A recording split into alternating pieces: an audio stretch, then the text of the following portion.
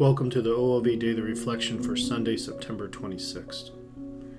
Today's first reading for the weekend Mass comes to us from the 11th chapter of the book of Numbers. It reads, "The Lord came down in the cloud and spoke to Moses. Taking some of the Spirit that was on Moses, the Lord bestowed it on the 70 elders. And as the Spirit came to rest on them, they prophesied.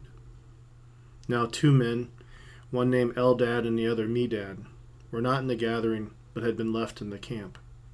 They too had been on the list, and had not gone out to the tent.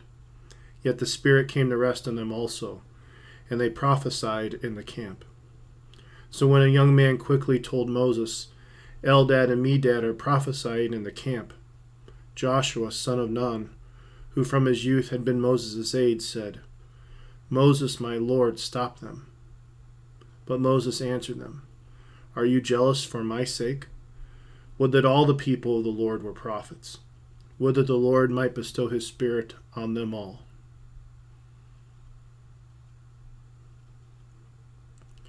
Before I talk about this passage, I want to just remind all of us that we do make comparisons of ourselves to others. And these comparisons sometimes inspire, challenge, and help us.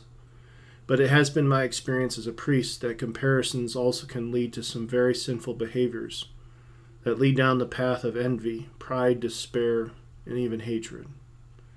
In fact, I've counseled many people over the years that they should not compare their lives to others, because this action does not help them at all in their lives.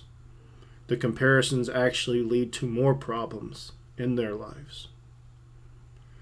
So with this in mind, we can see that the initial response to Eldad and Medad in today's passage is one of comparison.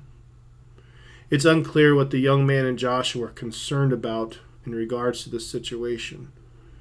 Either they were thinking that Eldad and Medad were not at the assembly, so they should not be prophesying, or they were understanding the situation that they were the only people prophesying in the camp, and this action should be stopped.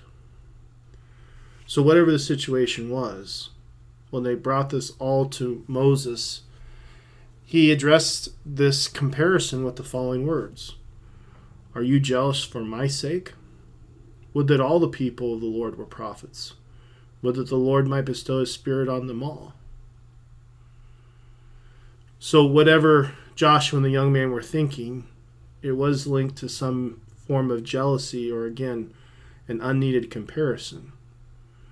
And Moses puts the right perspective on the situation.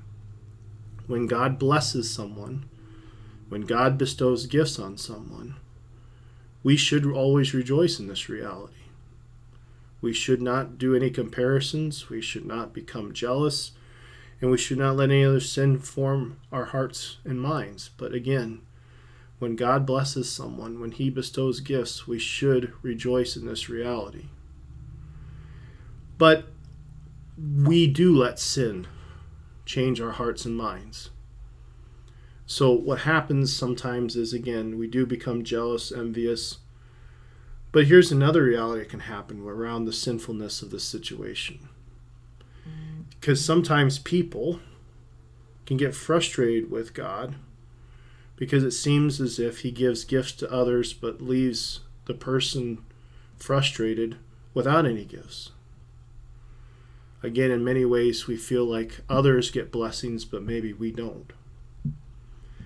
And yes, this is an overgeneralization because every person's situation is different.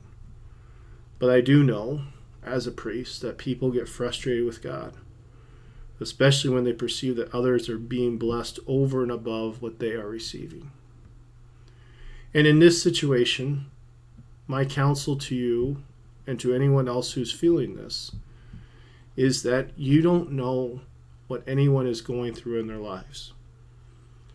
Again, we can only be responsible for our lives, our reactions, and how we respond to God's gifts in our lives. So again, we don't worry about others.